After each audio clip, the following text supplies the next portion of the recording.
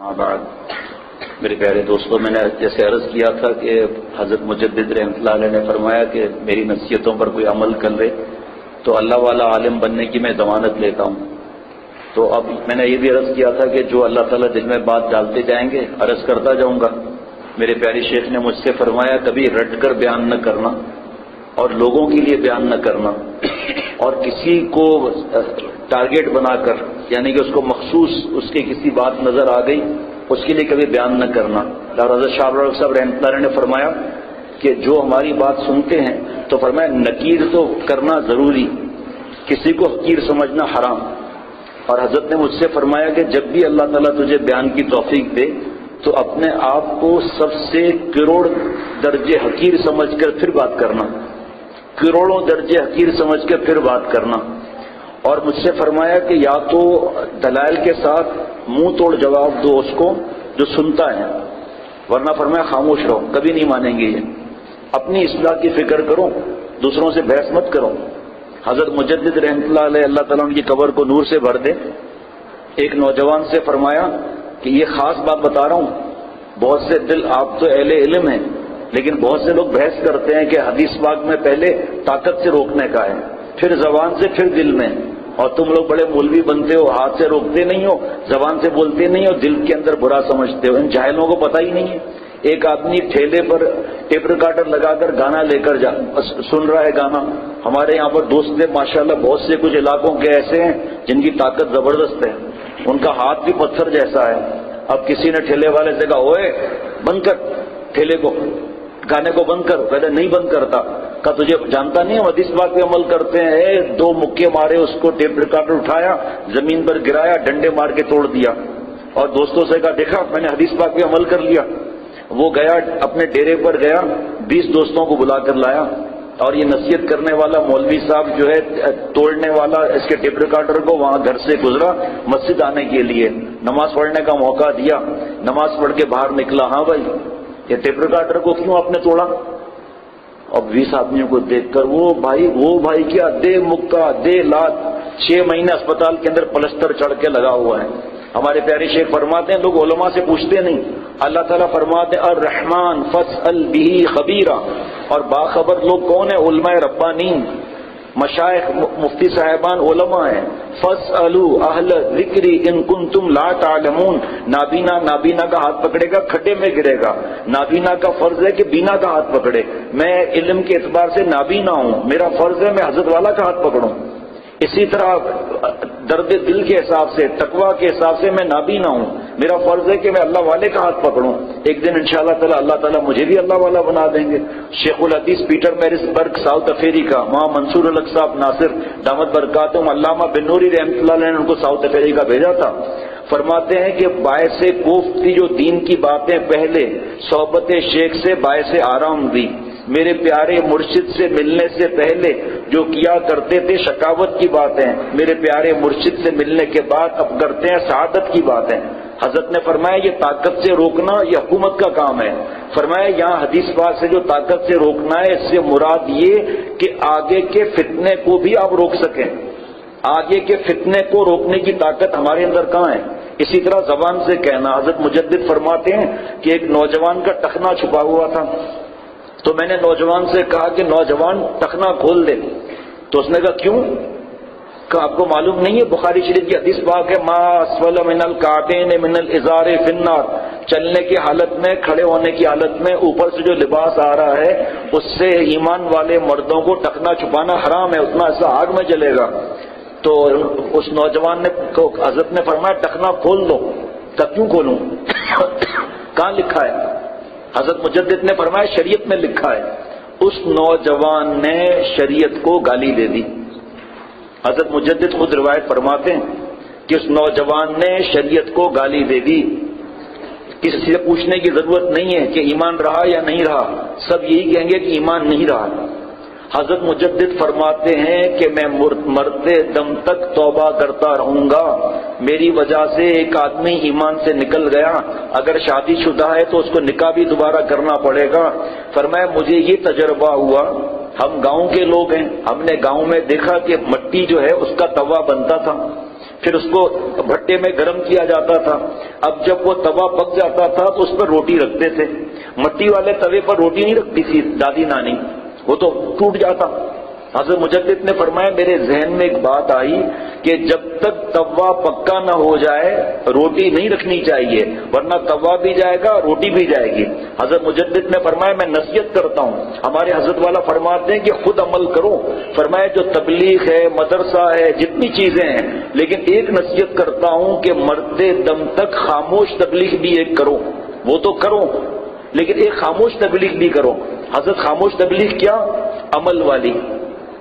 ابھی ایک خط تھا، آج ہمارے کسی دوست نے کسی سبزی والے سے لڑنے لگا تو سبزی والا کہنے لگا کہ بڑی دین کی باتیں کرتے ہو، بڑے بیانات کرتے ہو، تمہارے اخلاق تو یہ ہیں. رونے لگا. کہا واقعی صحیح بات ہے کہ خاموش تبلیغ دلوں کو آگ لگا دیتی ہے. بڑا دھواں دار بیان کیا. رات کو ولیمے کے اندر فوٹوگرافی اور مووی اور تصویریں تھیں، موسیقی تھی، وہاں بیٹھے ہوئے مرغا کھا رہے ہیں. اب جو بیان سنیں گے کہا واہ ممبر پر تو بڑا جوش دکھا رہے ہیں، اور مرغے کو دیکھ کر پھسل گئے. مہندی مایوں میں بھی بیٹھے ہوئے ہیں. خاموش تبلیغ. کیا کریں، گھر میں ٹی وی ہے، آخر بیٹھنا پڑتا ہے. کیوں بیٹھنا پڑتا ہے بھائی؟ کیا کریں، دسترخوان ہمارا ٹی وی کے سامنے لگتا ہے. نہیں، اکیلے کھاؤ. ایک بہت بڑا رئیس، اس کا بیٹا اس فقیر سے جڑ گیا اور الحمدللہ ہر بات پہ عمل کرتا رہا. آخر یہ بھی دن آیا کہ میں نابینوں کے ساتھ بیٹھ کے کھانا نہیں کھاؤں گا. مار بھی لگی. عید کے دن زیادہ مار لگی کہ اتنے رشتہ دار جمع ہے، مرد عورتیں ساتھ میں، کیا فرق پڑتا ہے، پردہ دل کا ہونا چاہیے. کمال ہے میری آنکھ پاک ہے، دل صاف ہے. میری آنکھ پاک ہے، دل صاف ہے، یا دل پاک ہے، آنکھ صاف ہے. حضرت فرماتے ہیں بدگمانی کیوں کریں؟ واقعی آپ کی آنکھ پاک ہے، دل صاف ہے، لیکن پاجامہ ناپاک ہے. پاجامہ ناپاک ہے، جا کے لیبارٹری میں ٹیسٹ کرا لو، پتہ چلے گا وضو بھی نہیں ہے اور مسجد میں آ کے اللہ اکبر کھڑے ہوئے ہیں. مطلب پاجامہ ہی خراب ہو گیا اور وضو ہی ٹوٹ گیا. تیسری عید تھی 3 سال کے بعد. یہ باورچی خانے میں گرمی میں آ کے کھانا کھاتا تھا. 3 سال کے بعد ایک چچا آیا کہ یار تو ہر بار اکیلے کھاتا ہے، اکیلے میں تجھے تکلیف نہیں ہوتی؟ کہا نہیں. کہا وجہ کیا ہے، تم کیوں اس طرح کھاتے ہو؟ کہا اللہ کا حکم ٹوٹ رہا ہے، یہ وجہ ہے. چچا کے آنکھوں سے آنسو بہنے لگے. کہا میں تمہارے ساتھ کھانا کھاتا ہوں. پھر تھوڑی دیر کے بعد دوسرا چچا آ گیا. کہا ارے بھائی تو بھی اس مولوی کے چکر میں پھنس گیا کہ یہاں بیٹھا ہوا ہے؟ کہا مولوی کا چکر نہیں ہے، ہمارے دماغ میں فطور ہے. اب وہ بھی رونے لگا. تھوڑی دیر میں ماموں صاحب پہنچ گئے.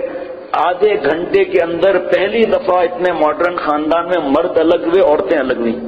شیخ پینے کا ارادہ تو کریں، حوض کوثر سے منگا لی جائے گی. حضرت مجدد فرماتے ہیں میرے دل، اب ہم کیا دوسروں کو نصیحتیں کرتے ہیں کہ خبردار فلم نہیں دیکھنا. خصوصاً لڑکیوں کو دیکھ رہے ہیں، ابا کیا حال ہے، ایسے کرتے ہیں. دوسروں کو نصیحت کر رہے ہیں، گانے نہیں سننا، اور کان کے اندر موسیقی والی نعت لگا کر نیچے کا جسے مٹک بھی رہا ہے. حضرت فرماتے ہیں کہ ایک کتاب میں پڑھا کہ ناچ کے ساتھ آدمی اچھلتے کیوں ہیں، تو فرمایا کہ ایک شیطان گردن پر بیٹھتا ہے اور کانوں میں ادھر گدگدی کرتا ہے، ادھر پیٹ میں گدگدی کرتا ہے پیر سے، اور گدی پر بیٹھتا ہے تو کوئی چیز وہاں بھی لگتی ہوگی، تو اس وجہ سے وہ موسیقی ہوتی ہے تو ناچنے لگتا ہے. ایک صاحب کو علم بہت تھا اور کہتے تھے ارے چھوڑو یہ سب اصلاح کی باتیں، تقوی وقوہ کی باتیں، نفس تو ہمارے کنٹرول میں یوں ہے. اس کنٹرول کا کل بتا دینا مجھے، بتاؤں گا. بادشاہ والی بات یاد دلانا کہ کنٹرول کیسے نفس ہے. لیکن یہاں دوسری بات بتانا چاہتا ہوں کہ ارے نفس تو اپنے کنٹرول میں یوں ہے. مولانا یاد دلانا کہ بادشاہ والی بات، بلی والی بات کل یاد دلانا. آج تو دوسری بات کر رہا ہوں. کہا اور شیطان تو کیا ہے؟ ارے شیطان آئے گا، میں کہوں گا لا حول ولا قوت الا باللہ. کیسے شیطان دما کر بھاگے گا؟ کہا بھائی ایسی بات مت کرو. حضور صلی اللہ علیہ وسلم ہمیں دعا سکھا رہے ہیں ولا تکلنی الی نفسی طرفۃ عین. اے اللہ پلک چھپکنے کی دیر تک بھی مجھے میرے نفس کے حوالے نہ فرما. اللہ تعالیٰ کا کھلا اعلان ہے کہ یہ ہمارا دشمن ہے اور اپنے کو نیک سمجھنا تو حرام ہے. آپ اپنے اوپر اتنا وہ کر رہے ہیں کہ ارے چھوڑو سب مولویوں کی باتیں ہیں، سب اصلاح کوئی ایسی مسئلہ ہی نہیں ہے، شیطان تو یوں کہ مسئلہ ہی نہیں.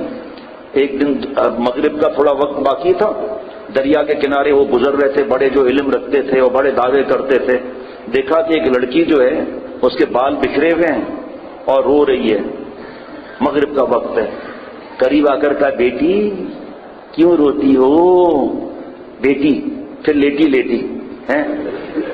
کہا بیٹی کیوں روتی ہو؟ کہا چچا کشتیاں سب چلی گئی، مجھے دریا کی اس طرف جانا ہے، میں جوان، رات اندھیری، یہ بھی ایسے ایسے ہو رہے ہیں، میں جوان رات اندھیری ہیں، یہ بھی ساتھ میں اندھیرے ہو رہے ہیں، کیا اس طرف کیسے جاؤں گی؟ کہا تو فکر کیوں کرتی ہے، میں ہوں نا۔ کہا کیسے؟ کہا اپنے اوپر بیٹھ جا۔ تو کہا چلو بیٹھ گئی، وہ محترمہ اس کے اوپر بیٹھ گئی، ایک ٹانگ ادھر ایک ٹانگ ادھر، اور بدھی اوپر مزے لے رہی ہے الگ ہیں۔ اب وہ دریا تو اتنا تک دریا تھا، وہ دریا کے جب بیچ میں آیا تو دیکھا کہ ایک ٹانگ بڑی ہونا شروع ہو گئی۔ اب تو ایسے ہل گئے، او کی ہوا ہے، اور دوسری ٹانگ اور بڑی ہونا شروع ہوئی، اب اور ٹانگ بڑی ہوئی اور ٹانگ بڑی ہوئی، جو بیت الخلاء میں نکلنا تھا وہ پاجامے میں ہی نکل گیا۔ کون ہے یہ، کیا ہو رہا ہے؟ کہا وہ آپ بڑا علم رکھتے ہیں، آپ کہہ رہے تھے کہ میں جب شیطان آئے گا تو میں لا حول ولا قوت الا باللہ پڑھ لوں گا۔ وہ لا حول کہاں گیا بھائی؟ بس وہیں رونے لگا اور چیخیں مار کے باہر نکلا۔ کپڑے تو پتہ نہیں بدلی کیے نہیں کیے مجھے نہیں معلوم، لیکن بہرحال توبہ کر لیا کہ آئندہ میں دعویٰ نہیں کروں گا۔ تو حضرت مجدد نے فرمایا کہ آئندہ میں نے توبہ کر لی، ایسے میں نہیں کہوں گا۔ پھر فرمایا کہ اب یہ غور کی بات سنیے گا کہ ہم ٹرین میں بیٹھے تھے، ظہر کی نماز کا وقت ہو گیا، ایک ساتھی نے اذان دی، حضرت مجدد نے نماز پڑھائی، اس ڈبے میں ایک مسلمان نوجوان بیٹھا تھا اور نماز کے لیے نہیں آیا۔ حضرت مجدد نے فرمایا کہ اذان کا ہونا، نماز کا نکلنا، یہ خود دعوت ہے۔ لیکن حضرت نے ظہر کی نماز پڑھ کے اس نوجوان سے جا کر محبت سے باتیں کرنے لگے۔ عصر کا وقت ہوا، اذان دی، تکبیر ہوئی، نماز پڑھی، وہ نوجوان ہلا ہی نہیں اپنی جگہ سے۔ حضرت مجدد پھر وہاں کے بعد تشریف لے گئے، اتنے بڑے مجدد ہو کے اللہ والے۔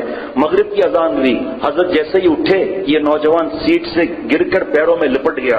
کہ حضرت خدا کی قسم اگر آپ مجھے ظہر عصر کی نماز کا کہتے میں نہیں پڑھتا، لیکن میرے دل میں تھا کہ آپ مولوی لوگ ہم سے نفرت کریں گے، لیکن آپ نے اتنی مجھے محبت دی، خود میرے نزدیک آ گئے۔ حضرت 2 منٹ میں وضو کر لوں اور پھر مجھے توبہ کرا دیں، میں مر جاؤں گا، آئندہ جماعت کی نماز کبھی نہیں چھوڑوں گا۔ اللہ والا ہو گیا یہ۔ اللہ تعالیٰ مجھے ہم سب کو عمل کرنے کی توفیق عطا فرمائے اور جان لڑا کر عمل کرنے کی توفیق عطا فرمائے۔ ہر گناہ چھوڑنے کی اللہ تعالیٰ نے ہمیں ہمت دی ہے، ہم ہمت چوری کرتے ہیں۔ کوئی گھر میں پردہ کرے نہ کرے، ہم پردہ کریں گے؟ ہم نامحرم سے بات نہیں کریں گے؟